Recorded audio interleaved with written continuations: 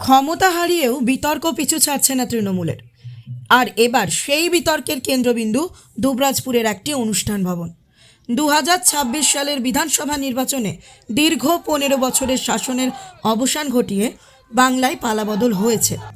গেরুয়া ঝড়ে কার্যত ধরাশায়ী তৃণমূল, কিন্তু ভোটে হারার পরেও দুর্নীতির অভিযোগ যেন পিছু ছাড়ছে না ঘাসফুল শিবিরের। এবার দুবরাজপুর পৌরসভার 12 নম্বর ওয়ার্ডে এমপি ল্যান্ডের টাকায় তৈরি একটি অনুষ্ঠান ভবনকে ঘিরে নতুন করে শুরু হয়েছে রাজনৈতিক বিতর্ক। অভিযোগ, রাজনৈতিক পালাবদলের পর রাতারাতি সেই অনুষ্ঠান ভবনকে ক্লাবে পরিণত করা হয়েছে। যদিও এই বিতর্ক নতুন নয়, প্রায় 1 বছর আগেই বিষয়টি নিয়ে সরব হয়েছিল সিপিআইএম। তাদের অভিযোগ ছিল এমপি ল্যান্ডের অর্থে সাধারণ মানুষের ব্যবহারের জন্য অনুষ্ঠান ভবন তৈরি না করে সেখানে গড়ে তোলা হচ্ছে তৃণমূলের পার্টি অফিস। এই অভিযোগে দুবরাজপুর পৌরসভায় ডেপুটেশনও দেয় সিপিআইএম।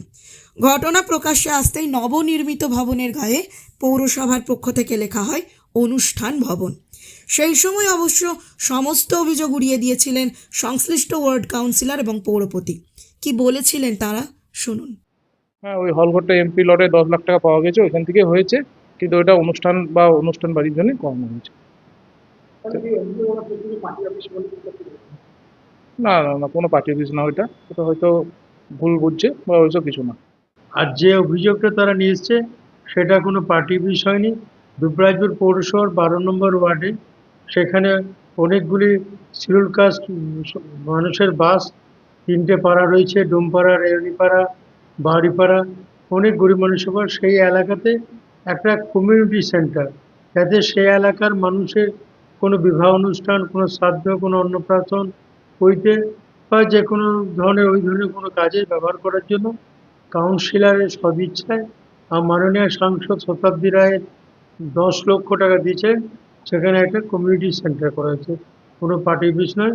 এবং সেই কমিউনিটি সেন্টারটা তারা বিভিন্ন অনুষ্ঠানে ব্যবহার এলাকার মানুষ করে এবং আগামী দিনেও করবে। 2026-এর রাজনৈতিক পালাবদলের পর ফের সেই ভবনকে ঘিরে শুরু হয়েছে বিতর্ক।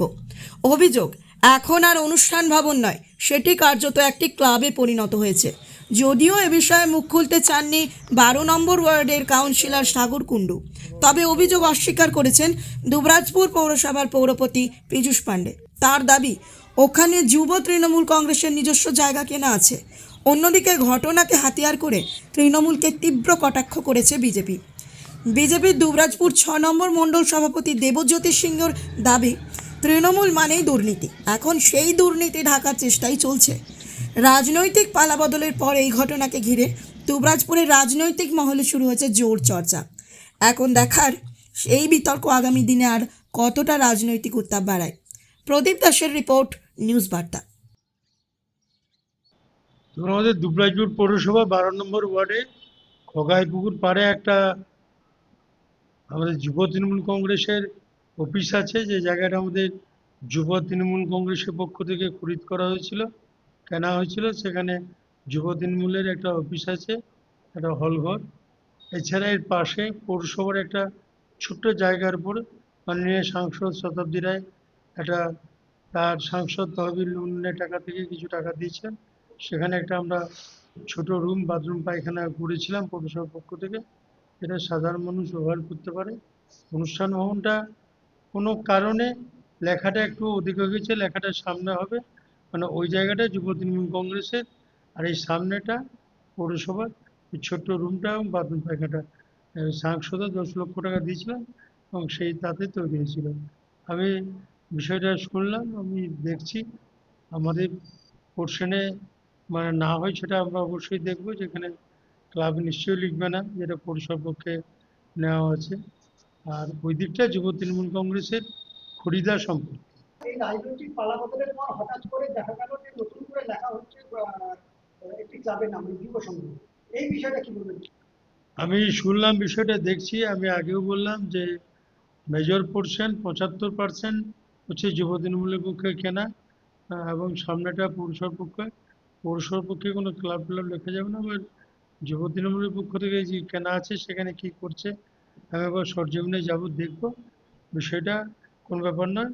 একটা অনুন্নত এলাকা, রেহানিপাড়া দীর্ঘদিন বঞ্চিত ছিল এবং সেই এলাকাতে একটা জায়গা কিনে সে এলাকার মানুষজন যাতে ব্যবহার করতে পারে একটা অনুষ্ঠান ভবন করে দেওয়া হয়েছে এবং যুব তৃণমূলের পক্ষ থেকে ভালো হয়েছে।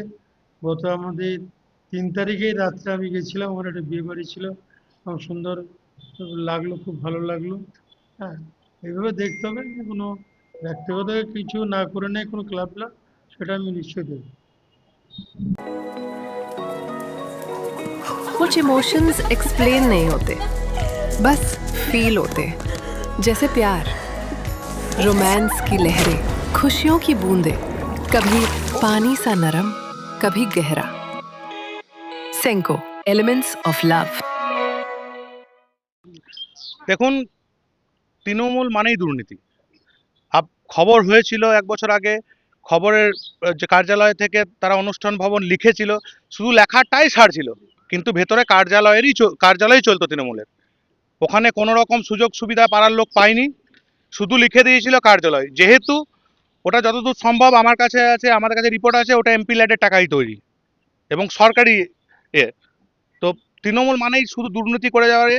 এখন সেই দুর্নীতি ঢাকার কাজ চলছে, যত তাড়াতাড়ি পারছে ওরা দুর্নীতি ঢাকছে। সেই সুযোগ আমরা দেবো না, দুর্নীতি ঢাকতে দেবো না। দুর্নীতিকে উজাগর করার জন্যই মানুষ আমাদেরকে এনেছে এবং সেই দুর্নীতি আমরা উজাগর করে ছাড়বো। যদি কারো কিছু থাকে তো সেটা থাকবে, এত তাড়াহুড়ো কিসের?